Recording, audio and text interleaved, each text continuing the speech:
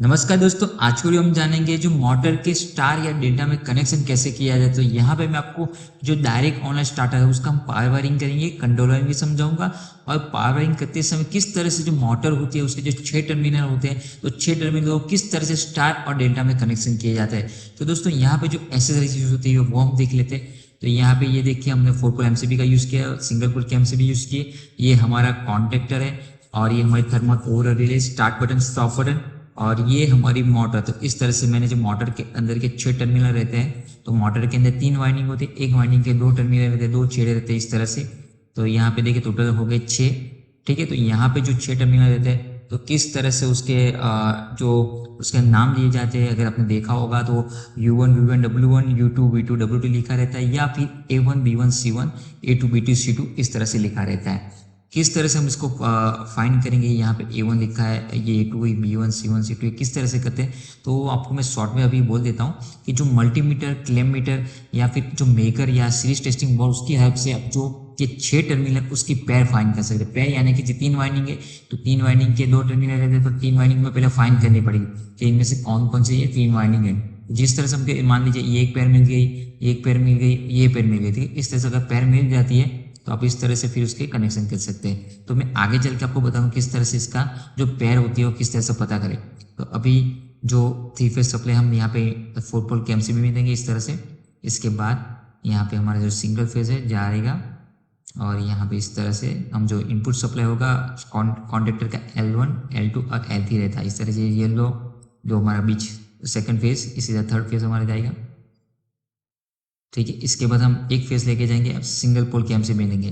तो यहाँ पे हमने एमसीबी क्यों यूज़ किया वो मैं बाद में आपको बताता हूँ। तो यहाँ पे पहले हम यहाँ पे रिले में लगा देंगे, रिले का 95 लिखा रहेगा और 96 से लेके जाएंगे। तो ये नॉर्मली रिले जो रहती है जो एनसी रहती है, ठीक है।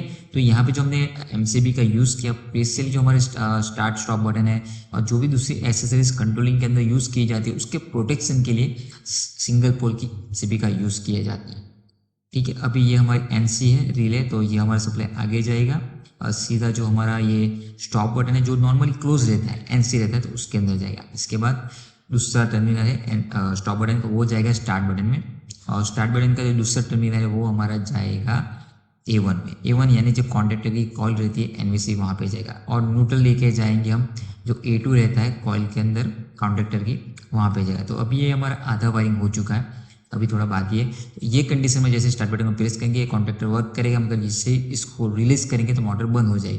तो इसके लिए होल्डिंग देना पड़ता है। इस पर मैंने डिटेल में वीडियो बनाया है तो मैं आपको एंड्स के लिए दे दूंगा, वहाँ से भी जाकर मेरा पूरा वीडियो देख सकते हैं किस तरह से डायरेक्ट ऑन सकते कंट्रोल वायरिंग वर्क करता है और मैंने इस पर प्रैक्टिकल वीडियो भी बनाया है। इसके बाद हम देखेंगे, देखिए तो इस तरह से होल्डिंग के लिए हम वायर लेके जाएंगे जो पैरेलल में दिया जाता है स्टार्ट बटन के। तो इस तरह से वायर लेके जाएंगे और दूसरा एनओ होता है कॉन्टेक्टर वहाँ पे देना है, दोनों एनओ के टर्मिनल का दूसरा जो छेड़ा वो इस तरह से पैरेलल में देना है इस तरह से, ठीक है। ये पैरेलल में डायरेक्टली जो कॉन्टेक्टर के एनओ बने रहते हैं नॉर्मली ओपन, वहाँ पे इस तरह से होल्डिंग कॉइल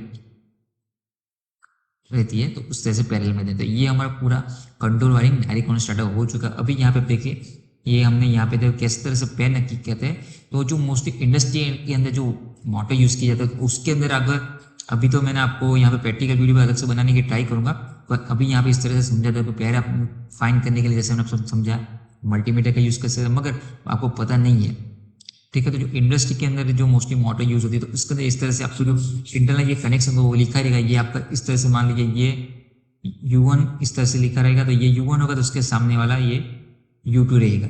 ये V1 लिखा रहेगा तो इसके सामने वाला V2 रहेगा और W1 लिखा तो यहाँ पे इसे क्रॉस में W2 रहेगा। इसी तरह से मोस्टली जो इंडस्ट्री मोटर के अंदर जो कॉइल टर्मिनल रहते हैं इसी तरह के होते हैं। अगर दूसरे अलग रहते हैं वो भी मैं इसमें आप वीडियो के एंड में आपको समझाऊंगा किस तरह से वायरिंग किए जाते हैं, मगर मोस्टली इस तरह से रहते हैं। अगर U1 यहाँ पे रहेगा तो U2 यहाँ पे रहेगा, V1 यहाँ पे रहेगा तो V2 यहाँ पे रहेगा और W1 यहाँ पे रहेगा तो W2 यहाँ पे रहेगा। तो मैंने यहाँ पे U1 यहाँ पे लिखा है तो U2 इसके सामने आएगा, V1 यहाँ पे V2 और W1 W2। इस तरह से जो वायरिंग का वायर निकालेंगे वहाँ पे इस तरह से उसका टैग दिया होगा, ठीक है। तो इस तरह से आप पहचान सकते हैं कि ये जो टर्मिनल रहते हैं तो इस तरह से होंगे। तो अगर ये इस तरह से वायरिंग टर्मिनल है आपके U1 U2 V1 इस तरह से क्रॉस में, तो उसका बहुत ही सिंपल है स्टार कनेक्शन है। यहाँ पे आपको V2 U2 W इसको शॉर्ट कर देना है इस तरह से।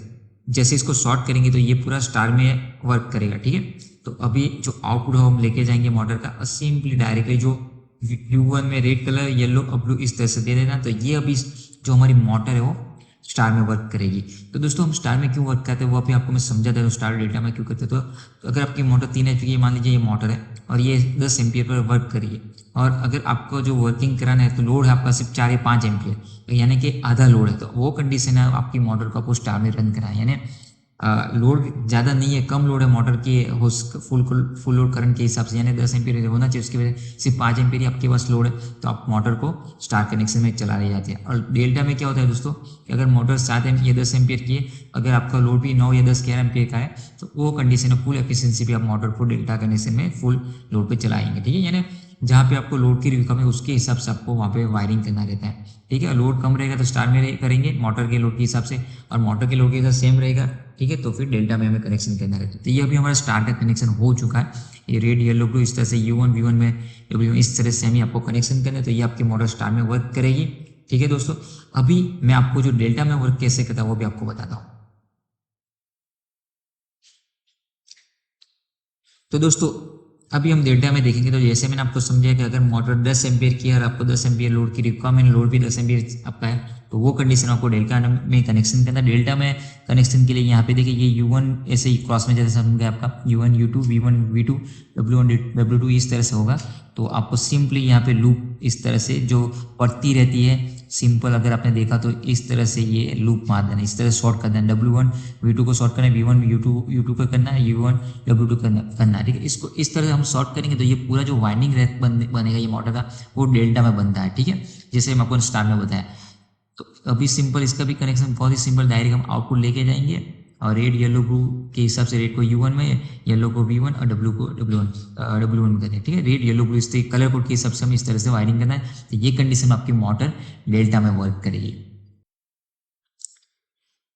तो दोस्तों अगर मान लीजिए आप जब मल्टीमीटर का या मेकर या सीटे सिंबल चेक करते हैं, आपको पैर इस तरह से मिलती है, ये देखिए U1 U2 सामने मिलती है, इसी तरह से V1 V2 इसके सामने मिलती है, W1 W2, जैसे मैं आपको दूसरा बता दिया U1 U2 इसके सामने, V1 के सामने V2 था, मगर ये कंडीशन में सेम आपको इसके सेम मिलेगा यहाँ पे, यानी U1 U2 सामने सामने मिलेगा। तो वो कंडीशन में कैसे वायरिंग करना है तो वो भी मैं आपको यहाँ पे इस वीडियो में बताने जा रहा हूँ। तो अभी हम स्टार के लिए देख लेते हैं। स्टार के लिए सिंपल आपको क्या करना है, ये स्टार के लिए तो आपका स्टेप सेम ही नहीं, यहाँ पे जो W2 V2 और U2 इसको शॉर्ट करना है, तो इसी तरह से शॉर्ट करें जिस तरह से मैंने आपको पिछले वीडियो में वो पिछले में जो बताया कि सिंपल आपका U1 U2 इस तरह V1 V2 W2 था, तो उसी तरह इसको शॉर्ट करना है, स्टार में कुछ भी चेंज नहीं करना, ठीक है। और नीचे के जो टर्मिनल रहेंगे वहाँ पे सिंपल हम 3 फेज लेके जाएंगे, रेड येलो ब्लू आपको कलर कोड के हिसाब से आपको इस तरह से U1 में रेड येलो ब्लू कर देना है, ठीक है। तो ये आपका स्टार का हो गया। दोस्तों अभी डेल्टा का हम देख लेते हैं। तो डेल्टा में थोड़ा आपको ध्यान देना पड़ेगा। तो डेल्टा में जैसे मैंने आपको स्टार में तो यहाँ पे हम शॉर्ट लिंक कर देंगे, मगर डेल्टा में क्या करना है, ये यहाँ पे ध्यान देना है U1 V1 W1 है, ठीक है। तो डेल्टा में हम क्या करेंगे, ये U1 है उसके सामने V2 को हमको इस तरह से शॉर्ट लिंक करना है, फिर ये V1 और W2 उसको इस तरह से शॉर्ट लिंक करना है, और W है उसका शॉर्ट लिंक करना है U2 में। इस तरह से आप शॉर्ट लिंक करेंगे तो इसको ये जो वाइंडिंग बनेगी तो वो डेल्टा में बनेगी, ठीक है। डेल्टा में बनेगी, आपको इसको रो करके भी देखेंगे नोटबुक में, तो ये पूरी डेल्टा में बनेगी, ठीक है। ये क्रॉस में U1 V2 V1 W2 के साथ क्रॉस में करना है, ठीक है। जिस तरह से मैंने उसमें दूसरी क्लिप में जो बताया था, जिसके अंदर मैंने आपको स्ट्रेट लाइन में यहाँ से बताया था, मगर उसमें जो टर्मिनल थे वो आमने सामने U1 यहाँ आता था, U2 यहाँ पर था, V1 यहाँ पर था, V2 यहाँ आता था, यहाँ पे सामने है U1 U2 इस तरह से, ये कंडीशन इस तरह से आपको डेल्टा के लिए कनेक्शन करने, और आउटपुट जाएगा इस तरह से सिंपली U1 V1 W1 में इस तरह से आपको कनेक्शन कर देना 3 वायर को सिंपल। तो ये पूरा जो आपको मैंने बताया स्टार डेल्टा का, तो मैंने आपको 2 तरह से बताया, जो इंडस्ट्री के अंदर मैक्सिमम जैसे मैंने वाटर यूज़ की जाती है, और जिसमें terminal U1 V1 W1 U2 V2 W जिस तरह से कनेक्शन या टर्मिनल रहते हैं उसके कनेक्शन बताए। अगर और मान लीजिए इस तरह से ये रहते हैं U1 U2 V2 V1 सामने, तो इसके कनेक्शन कैसे किया जाता है, दोनों अलग अलग टाइप से आपको पूरा बता दिया है किस तरह से मोटर के टर्मिनल किया जाता है, और इससे डायरेक्ट ऑनर स्टार्टर के लिए कैसे किया जाता है, पावर वायरिंग करने वाले पूरा डिटेल में आपको समझाया है। और इस पर मैं प्रैक्टिकल वीडियो भी शॉर्ट टाइम में बना दूंगा, ठीक है। तो दोस्तों आई होप आपका डाउट पूरा क्लियर हो चुका होगा स्टार और डेल्टा कनेक्शन के बारे में। इसमें मेरी कोई इन्फॉर्मेशन छूट जाती है तो मुझे कमेंट करके आप बता सकते हैं। और दोस्तों मेरी इन्फॉर्मेशन आपको अच्छी लगे तो चैनल को लाइक और सब्सक्राइब करना मत भूलिए। मिलते हैं अगले वीडियो में। Thanks for watching. जय हिंद, जय भारत।